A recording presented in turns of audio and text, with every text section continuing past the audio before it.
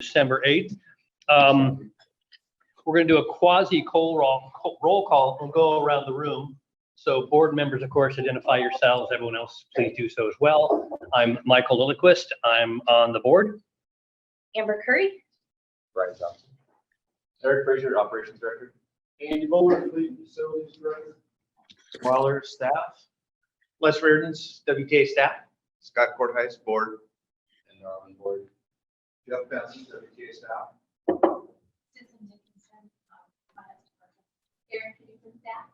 Katie Military staff. Katie Kelly, staff. And online. Seth Fleetwood, board.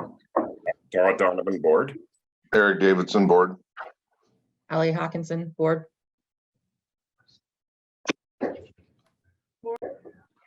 And I believe we do have Holly Huckman as well, board member.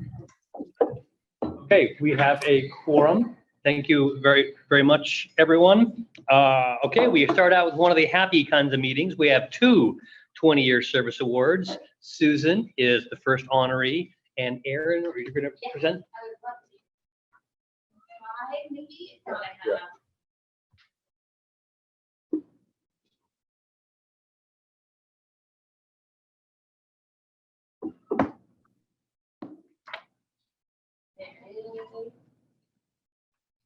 Thank you. So I'm very pleased to honor Susan Dickinson for 20 years. She actually started out in operations as a part-time CSR, but we were lucky enough to get her up in finance back in 2009, where she is literally our entire accounts payable department and processes thousands of invoices and checks for us every year. But that's just during her day job. She also is a lifetime learner on her own time and actually went back to Whatcom and earned her associate's degree in business administration back in 2019, which was a huge accomplishment. Very proud of her. But maybe most importantly, she just takes really great pride in her work and always goes the extra mile to make sure that our bills are paid on time. And all of our coworkers have a smile on their face. So just want to recognize her and say thank you for 20 great years, Susan. Thank you. Thank you, Susan. Thanks, Susan. Susan, you can choose or not choose to say something this time. I'm a little tongue-tied because I didn't think that there'd be this many people here, but it's been a very nice 20 years, and I'm grateful that I got such a lovely job and I work with such great people. Thank you all very much. Thank you. Well said. Also a 20-year honoree is Michael W. And Eric, you were going to present that? Yeah, and unfortunately, Mike is not here with us this morning because I quote, I've already been recognized enough. This is Mike, and you see the many faces of Mike here. Mike has been a transit operator, fixed-route transit operator with us for 20 years. And one thing you'll see consistently, even behind the mask, is that Mike always has a smile on his face. And that is Mike in the morning, in the afternoon, after a long day, leaving the building at the end of the day. The things you'll hear from Mike consistently are, how are you and how's your family? And that is how he carries himself throughout the entire workday. Mike has done pretty much everything you can do as a transit operator. He has been a mentor for our newer operators. In fact, I would say he's our go-to around anything related to customer service and how we interact and serve the public. He's also a CPR trainer.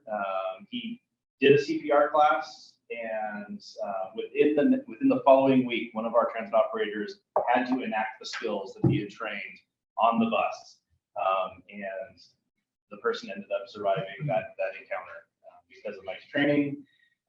He also does ride checks and evaluations of operators. 20 years as a fixed-route operator, and if you can find him without a smile, that'll be the first time. So we are so grateful at WTA to have Mike as a representative of our agency every day out in the field. And so please join me in congratulating him for his amazing 20 years.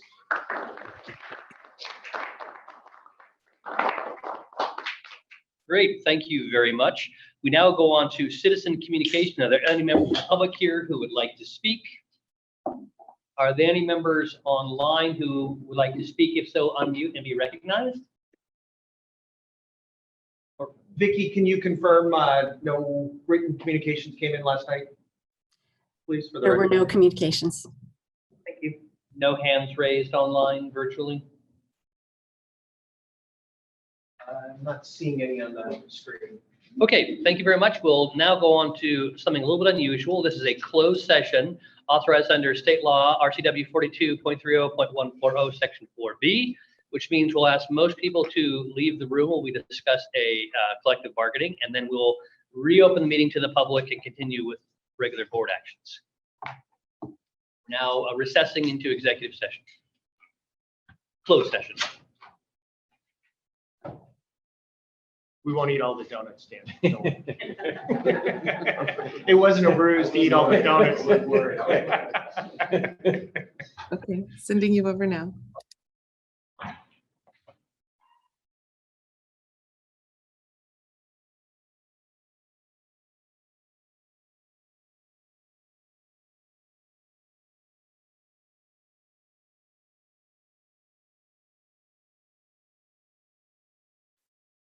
Okay, we'll hang out here for 15 minutes, and if there are any time updates, I'll come back here and let you all know. Thanks. I believe we're all here. We're back into open session. We're now going to begin board actions. I see 9 board actions. Some are pretty straightforward. The first one is pretty straightforward. It's simply the annual resolution setting the dates of our meeting and the location for the in-person, for those people who choose to attend in person. This schedule is now reflecting the 2 board meetings a month and no executive committee, which no longer exists. It is set up at first and third Thursdays? Yeah, the proposal's first and third. We have a separate resolution at the board, 1 and 2nd and 4th that we can do, but we're proposing first and third based on looking at like holidays. And those kinds of Right. So as I say, we really have, we have to adopt this. We have to adopt 2. You could either be first and third or second and fourth. This is first and third. Looking for a motion or discussion. I'll move we approve the schedule. Second.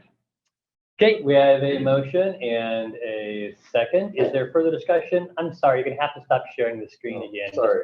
No, it's just, we're hybrid. This is the new universe. Allie. So my only, I mean, not really concerned, but is accessibility. You know, we were having meetings down at the courthouse so that people could get there because there's bus service. I'm wondering if we can either provide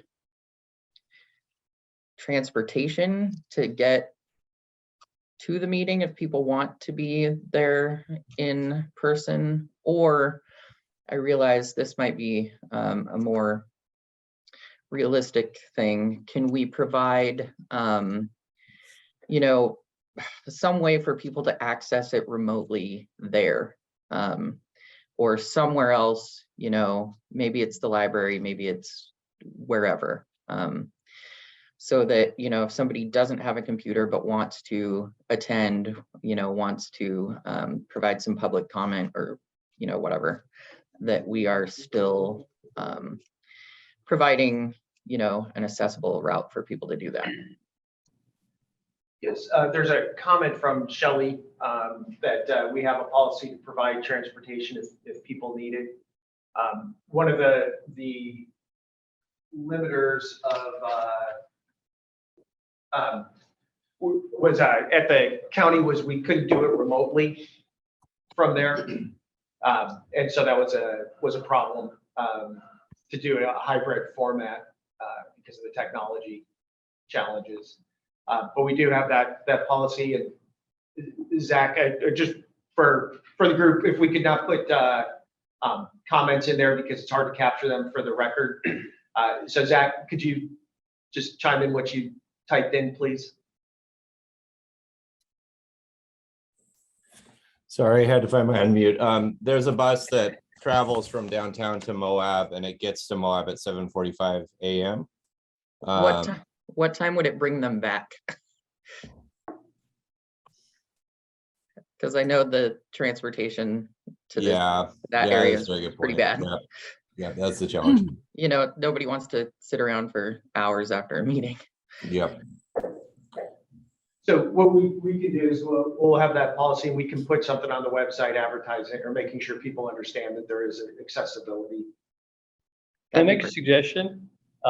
In addition to putting it on the website, it might be actually nice to put it under the caption here on the front page of our board meetings for virtual access visit. It might also, just a one line, transportation from Transit Center to Moab, available and free or whatever.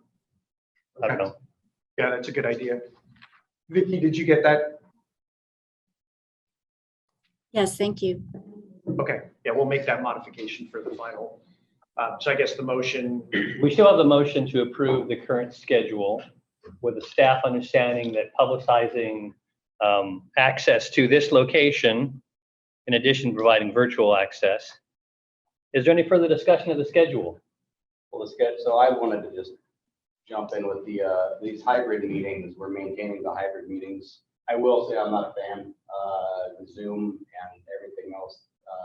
There are a lot of technological challenges that we have. I know a couple of meetings back, Councilman Eric had a trouble because he had the wrong link. He actually missed a vote because of that. And I don't think that's right, that we had a full vote of the board and there was some kind of technical difficulty of him trying to get on and actually missed a vote because of this. So I'm not really in favor of keeping hybrid, or if we do keep it, I think we need to maybe make some different rules surrounding it and try to make sure that those that need to vote on things, if they're having some kind of trouble, that we can make sure that they get their voices heard, because that's what we're here for, is to make sure that everybody, all the members can have their voice heard. So that's just my thought about it. And I think, again, if we're going to stay hybrid, I think we need to really discuss it and find better ways to make sure that everybody's happy with it. Correct me if I'm wrong, but I think the state law around this issue, does it still require hybrid meetings, a hybrid option? Vicky, do you know off the top of your head? So we are required to have in-person meeting, but we are also encouraged to have remote accessibility if we have the capability to do it. So I think the remote access is a great advantage to the community, but Dan raises a really good point with regard to board membership participation. No one wants a case where a board member can't vote just because they've lost their connection. Look at a bylaws change on that, where it authorizes the hybrid meeting. Well, I'm looking at several happy board members who are home and probably their day is going better because they don't have to travel. I hate to tell you, you got to be here, but I don't know. Do other board members have opinions? Who says I'm happy, Michael? Yeah, how do you? But you're smiling.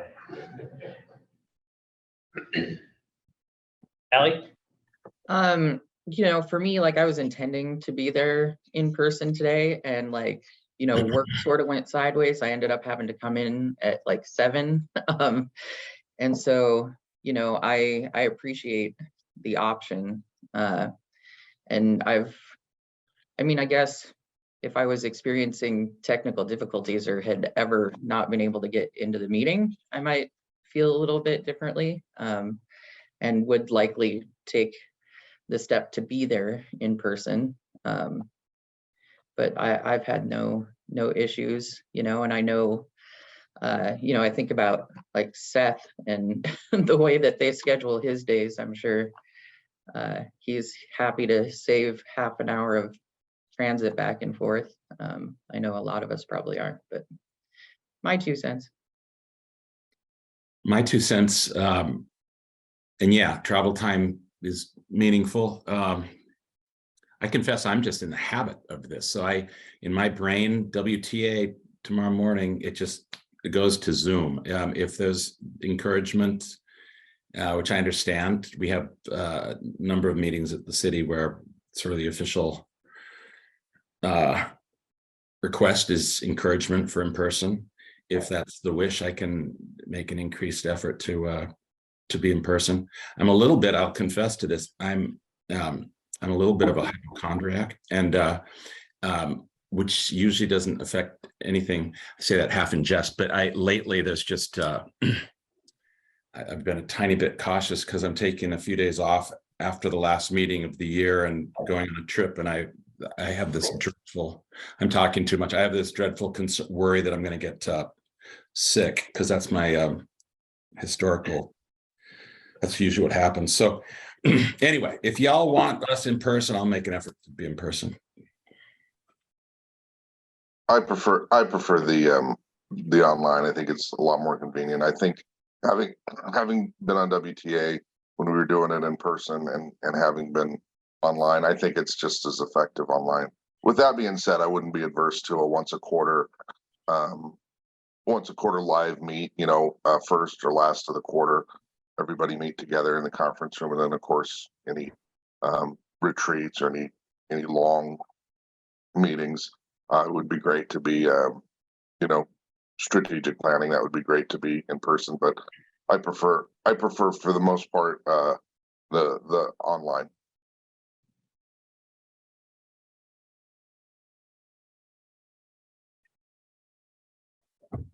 Well, I think this issue is unresolved. I mean, this is, I think, a purely democratic issue among board members.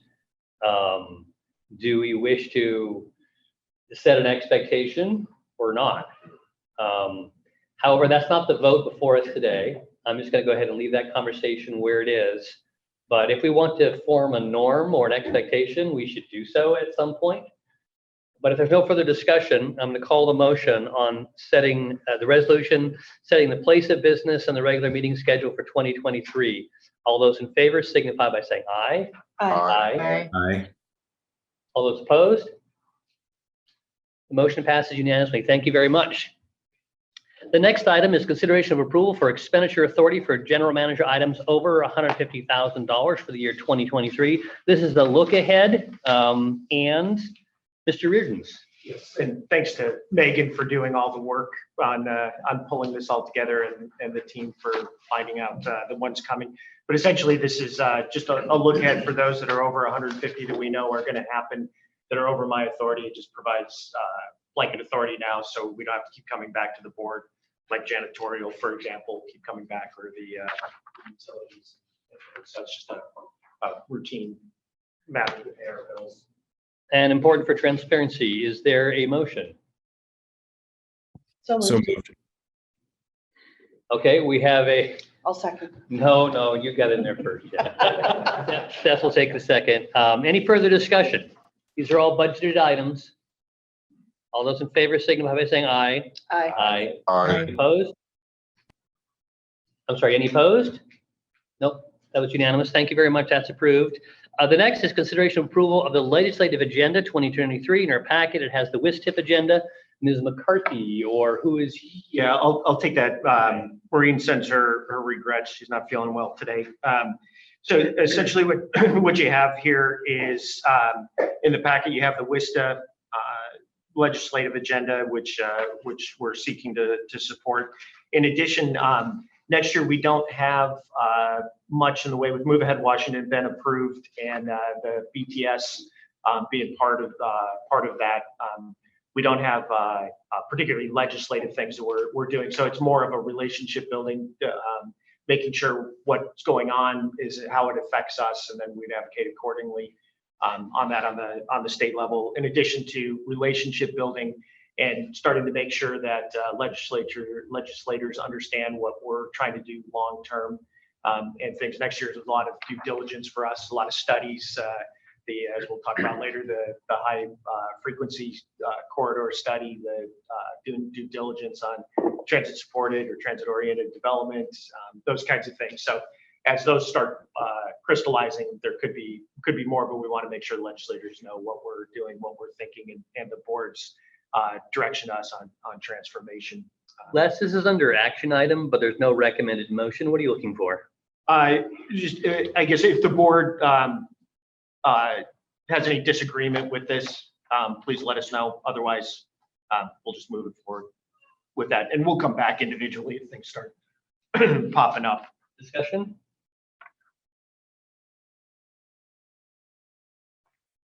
Okay, Silence is complicity. Let's keep moving. The next item is consideration of entering into interlocal agreement. Actually, there's a series of agreements coming up. Andy, you looks like you're addressing two of them, and then Tim. The series of agreements, interlocal agreements between the City of Bellingham and WTA. The first one, which is regard to charging infrastructure at Cordata, and then the other one is also related to charging hardware. Andy? Yeah, so an overview of these two, F4 and F5, entering into an agreement with City of Bellingham, and they are going to provide us with some grant funding. It's an upgrade to the power system, running power into our Cordata station. On the backside, there's a parking lot with approximately 50 parking stalls. And so the upgrade to power would provide City of Bellingham with opportunity to have 6 parking stalls to charge vehicles for the general public, as well as adding an additional charging opportunity for buses. And so the first one is interlocal for the funding, and the second one is an interlocal for the construction.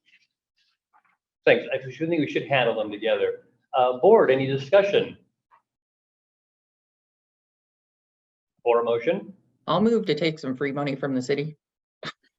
I'll second that. Okay, Ally, there are 2 actions. One is to, as you say, accept the money, and the other has to do with the agreement to use, co-use the actual physical property. Does your motion cover both of those? Yes, please. We have a motion to approve both of these interlocals. Is there further discussion? Seeing none, all those in favor of approving both of these interlocal agreements with regard to the Cordata stations, signify by saying aye. Aye. All those opposed? Those are both approved unanimously. Thank you very much. The next one is consideration of interlocal agreement with Bellingham to receive grant funds to upgrade our bus stops. And then there'll be another one, but we'll take it separately. Also, Tim Hanning, has to do with a transit study. So we'll go on to the bus stop upgrade one. Yeah, so similar to the last item, this is to accept money from the city to go into the bus stop improvement program. So as you might recall, a couple of years ago, we did an inventory and track down how many bus stops were unimproved. And the city decided to support our efforts to make those improvements. We've been making improvements over time very slowly. And to meet our goal of making all bus stops accessible by 2040, the city wanted to help support that process. So in their last tip in 2022, they included $75,000 for support of those improvements for bus stops within the city or the UGA. And at the same time, in our last budget, we also decided we're going to provide $75,000 to reflect that many of those stops are outside city limits. So those 2 pots of money will work hand in hand to make those improvements. So that first one is just to accept money and to develop an interlocal for that $75,000, and that will be a 5-year program. I'll move approval because I like to take money from Bellingham. I'll second. Okay, everyone. Any further discussion about taking money from the City of Bellingham to improve bus stops within city limits in coordination with WTA money to improve bus stops outside of the city limits? All those in favor signify by saying aye. Aye. All those opposed? That passes unanimously. City of Bellingham is very popular at the moment. Ask, how do I get some of that money? Someone should give some love to Seth on all this. Next one, a consideration of entering an interlocal agreement with the City of Bellingham again to receive grant funding for the high frequency corridor study. Mr. Wilder. Okay, this is the last one here from the City of Bellingham. Thank you very much. We're affectionately calling this project the Rapid Transit Study just because that rolls off the tongue a little easier. But officially, it's known as a High Frequency Transit Corridor Study. So this is to accept $75,000 for that particular study, which is currently underway. It's a $150,000 project. We have a consultant on board that's working through that study with us. And so this item was identified in the city's tip, and it's part of their clean energy program. So we're excited about accepting the money to finish off that study. Board members? I'll move approval with more free money. Yeah. Theme of the day. That's a second, Seth? Yeah. I second. All those in favor of accepting more free money from the city of Bellingham to augment the high-frequency transit corridor study, signify by saying aye. Aye. All those opposed? That passed unanimously. We now change directions. Now we're. Sure, can I just, Yes. I wanted to get through all four before, but thanks to, city staff and city leadership for their partnership in doing this. One of the things that you see throughout the things that we're doing is we're really trying to take a look at what are the things we can do within the built environment to try to help increase ridership with frequency and convenience and those kinds of things. And so many of these things are designed to do that are not just putting a bus on the street, but are those other things that can help enhance the system to do that. And the city of Bellingham's been very receptive to that and partnering to do that. And so just wanted to say thank you. Thank you. You're welcome. And Seth, please pass that along to staff. I absolutely will. And if I may take just a moment, Les, I look forward to connecting with you sometime maybe in January about a broader regional effort, which I'm sure you're aware, between British Columbia, state of Oregon, state of Washington. So this is part of the sort of the innovation corridor project in that region, sort of known as Cascadia, that's being developed, and the effort to look at high-speed rail connection sort of in the growing future megalopolis between BC and Portland. And there's some efforts afoot as it relates to that that's being includes the Urban Land Institute. So I look forward to talking to you about that soon, because there's consideration of bringing a sort of a mini conference to Bellingham to talk about that idea in the spring. So. Yes, sir. I'll reach out to Brooksana and get on your calendar. Sounds great. Thank you. Thank you. Okay, thank you very much. Like I said, we're going to switch directions now. We're going to give some money away. Mr. Harpel is here to talk about approving 2 local projects under the WTA's Transit Access Fund. Mr. Harpel? Hey, thank you, Michael. Good morning, everyone. Take a second here to share my screen.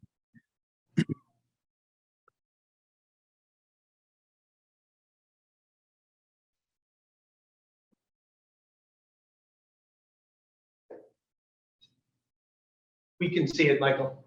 Sweet. And do you see the full presentation or the presenting mode right now? Full presentation. Awesome. Thank you. No, sorry, presenter mode. Okay. I'm seeing full presentation. We're seeing full presentation. Okay. You're good. Whatever that means, I'm not sure. We're not seeing your nose. Okay. Sorry, no, we're good. Awesome. Someone had to educate me on the proper terms. Again, Michael Harpool, a transit planner here at WTA, and just presenting on the new program that we started last year in 2022, or this year, the Transit Access Fund. So just a little background information on how we came up with this program. We were looking at some of the sidewalk infrastructure throughout the county, and looked into one of our studies a few years back and found that 80% of WTA riders walk to their stop or station, but over 170 miles of roadway surrounding our WTA bus stops are lacking sidewalk infrastructure on both sides of the street, and even more so, only have sidewalk on one side, making it difficult to access these bus stops. And within that area, we have a notable portion of youth riders, seniors, and disabled populations, so they don't have safe access to our WTA bus stops. And if you look at the map, it might be a little far away for some of you, but there's a dark gray area surrounding the blue accessible market area, but the dark gray area is where these individuals don't have safe access to our stops and our transit services. So with that, transit access is significantly limited for individuals dependent or reliant on sidewalks presence. And it's unsafe and uncomfortable for those who are able to, walk on well, without the sidewalks on the streets, and they will do so to get to the stops as well. So just creating not safe environment. So the purpose here of this program, it works in tandem with the bus stop improvement program mentioned earlier to improve overall access to transit, especially for those who require ADA accessible infrastructure. And then we are here to enhance the first and last mile experience for all users and to help partner agencies achieve goals surrounding equity, safety, sustainability, and public health. So the Transit Access Fund aligns with WTA 2040 goals surrounding innovation. And it also speaks to our mission statement to provide leadership in creating innovative transportation solutions. So for the funding details of this project in 2022-23, we were awarded $300,000 to provide to our partner agencies. As far as each project goes, we have $100,000 maximum unless fewer than 3 applications are submitted. We're requiring a 10% match from the agencies, and that match will only consider the costs approved for non-motorized infrastructure. And then funding provided as a reimbursement upon project completion. So in the contract and in the application itself, we have guidelines as to what is required throughout the process of the project, but then to the end where we get a project walkthrough and go through all of that. So as far as eligibility goes, we have the project open to tribal, local, and state government agencies. The project site must be within a quarter mile of a WTA stop or station, connect to existing infrastructure. So improvements for non-motorists that we are considering include sidewalks, crosswalks, curb cuts, ramps, safety lighting, and other just safety improvements, but we are not including landscape only and paint only improvements like bike lanes, bike boxes, shoulder markings, and so on. So this year, 2022, in the fall, we received 2 great projects. The first one from Lummi Nation, it's the Administration Center Bus and Bike Improvement Project. And then from the city of Nooksack, we got the Nooksack Road Sidewalk Extension and Bus Stop Improvement Project.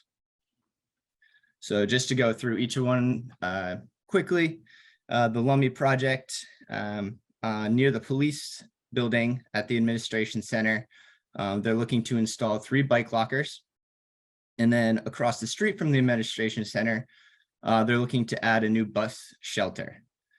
So as far as procurement costs and installation, we're looking at approximately $34,000 total for that project. The Lummi Nation project will provide safe and reliable bike parking for employees and visitors of the Administration Center and improve the transit environment for non-motorists accessing essential tribal services on that road there.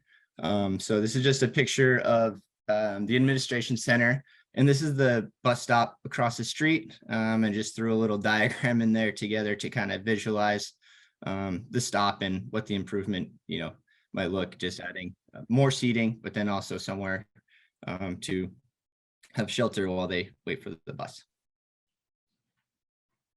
Second project is the sidewalk extension along Nooksack Road from East Madison intersection. So if you look down or at the image to the left, you'll see it extends from the existing sidewalk at the intersection all the way up to the Nooksack City Park. So providing great access to recreation here. And then right south of the City Park entrance is a WTA bus stop. And the estimated project costs for this project are about $180,000. And got a little diagram here just to show the intersection and the access it will provide. So, looking at this project, we believe that it will provide a great service to the community, safely connecting pedestrians to transit and recreational opportunity.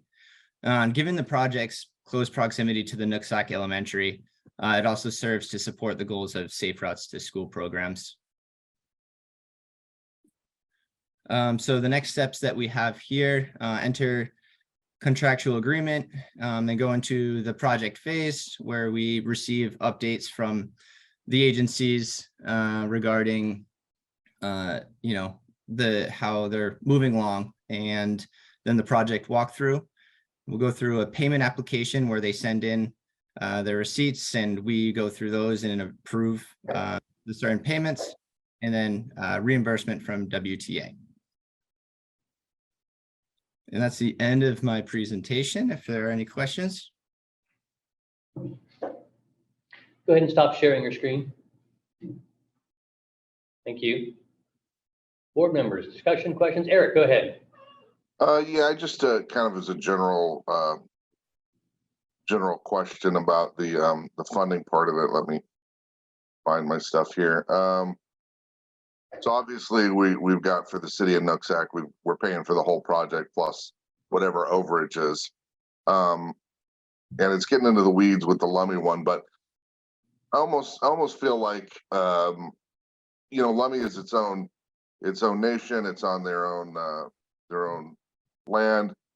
I almost feel like that number should be reversed, like they should be paying for the upgrades. What is the standard that we have done and in the state of Washington, the state of Washington does with improvements like this on these sovereign tribal reservations?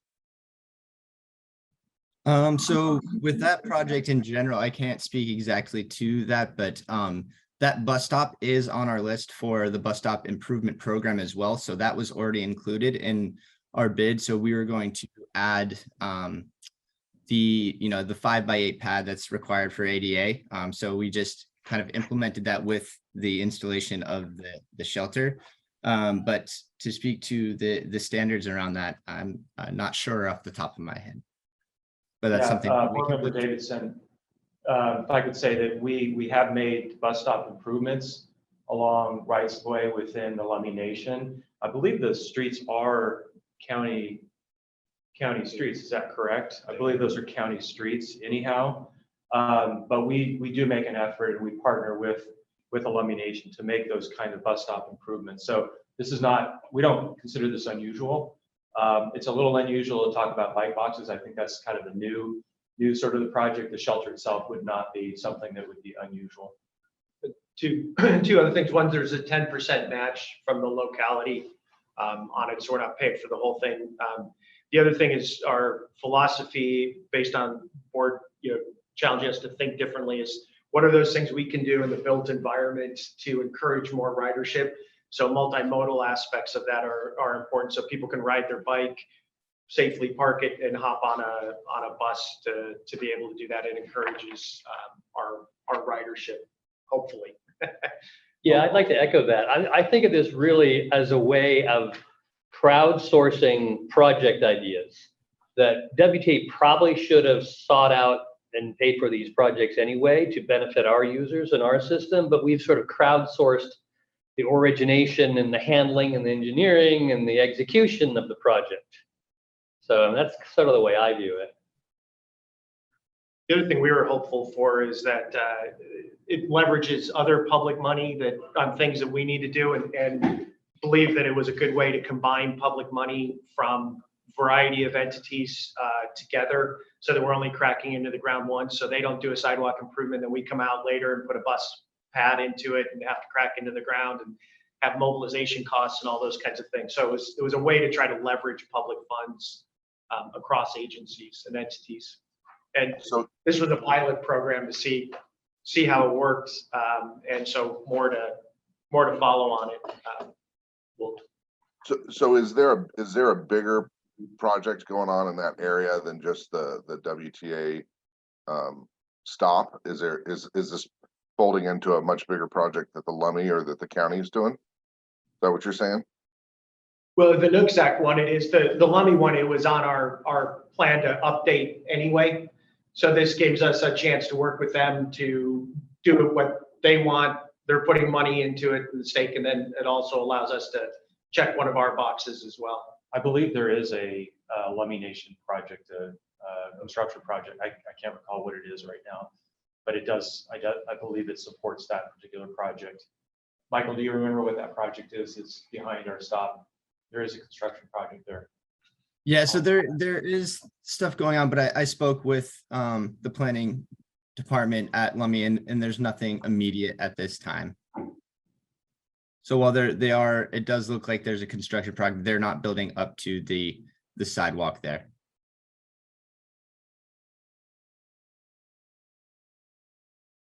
Any further discussion? The motion being sought is to actually approve these two projects. The $300,000 is already budgeted, but there's no awards given yet.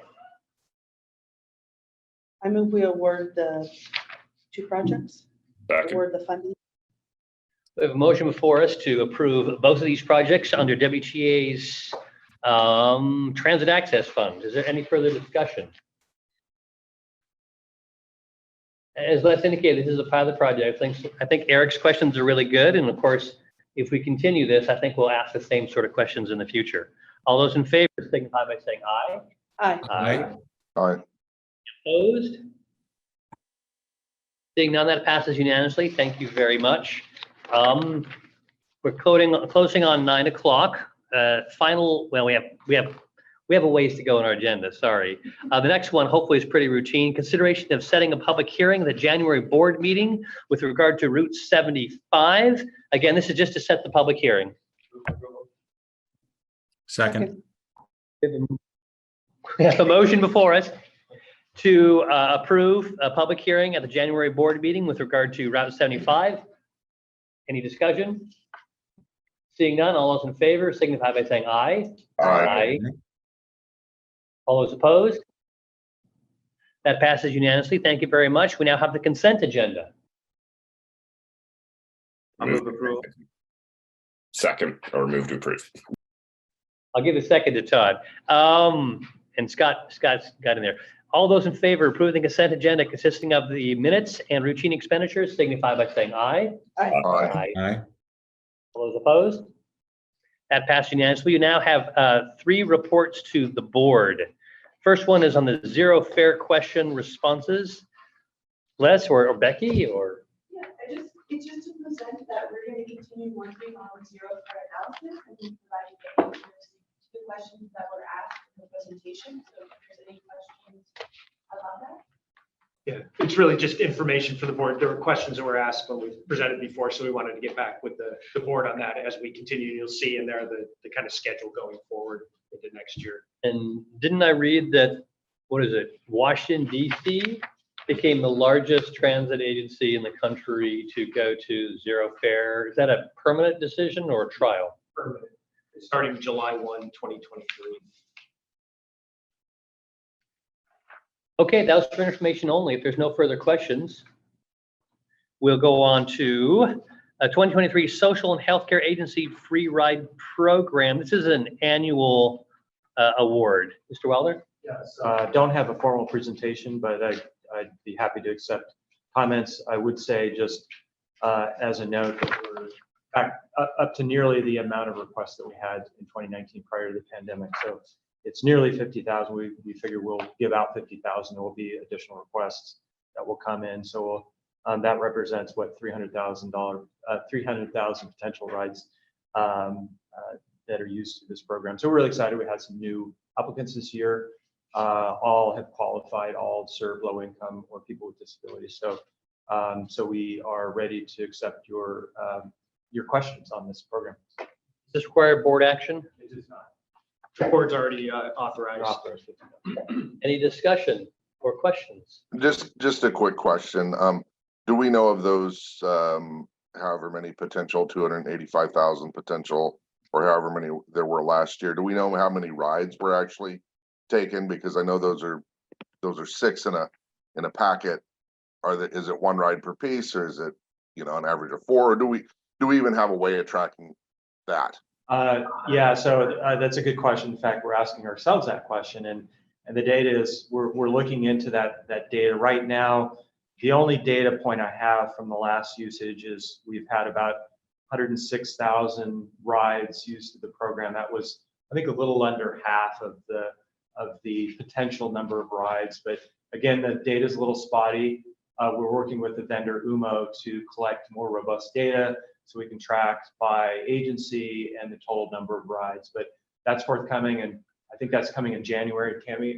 Tammy's online. If Tammy wants to follow up on that question, that would be great. Yeah, they're working on reporting for us, so we should have that next month. And then we can report it to the board.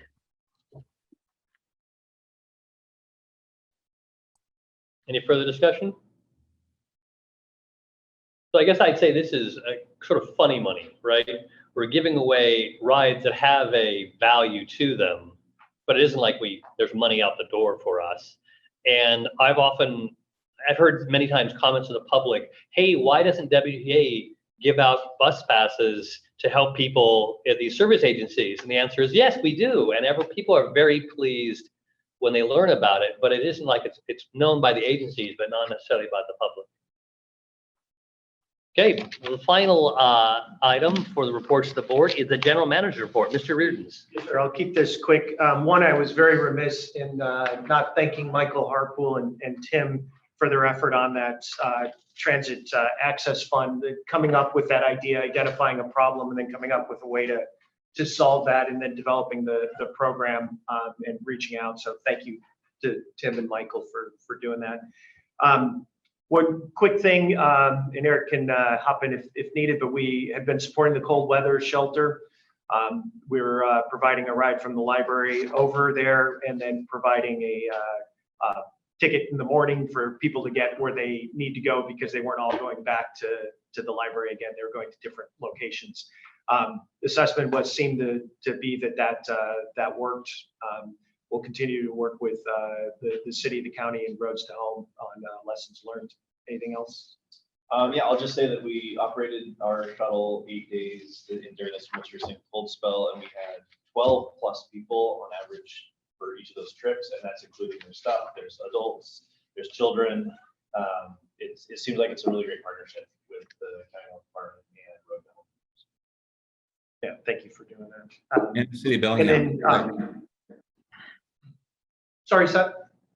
And the city of Bellingham, the whole warming center effort was a partnership with a number of agencies, Road to Home, city of Bellingham, county health department, WTA, and it's constituted a lot of work by a lot of people. And we've been having the issue around the warming center for the last several years. And this year, despite some loud voices from some sectors, it constitutes a significant sort of evolutionary improvement in warming centers. So just kudos to everyone involved, and thanks much to WTA for your help.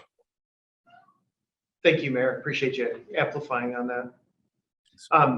Last thing is just as a, well, not last thing, second last thing, as a heads up, we only have one meeting in January. But as we're developing the zero emission transition plan, we may need to do a special meeting. There's a lot there to start talking with the board on. And because we only have one meeting, we can't really do that. So we may need to call a second one, but we'll know more beginning of January. But I wanted to give you a heads up. And that would be in January? It would probably be the last week of January, maybe. But we're working with the consultants, Transpo and STB on that. But we have to do it after the 19th, because 19th is when the new board members, if there are any, are constituted and the new year is kicked off. So we couldn't do it until then. So just wanted to give the board a heads up on that, and we'll be in communication as that comes together. And then the last thing is happy holidays. We have a potluck on the 21st that board's cordially invited to if you want to stop by. Free food. People go all out. This will be my first one because we didn't do it last year with COVID. So super excited about that. So happy holidays to everybody. Have a safe and merry holiday season. Thank you. On that note, is there any further business before the WTA Board of Directors? Hearing none, this meeting is adjourned. Thank you, everyone.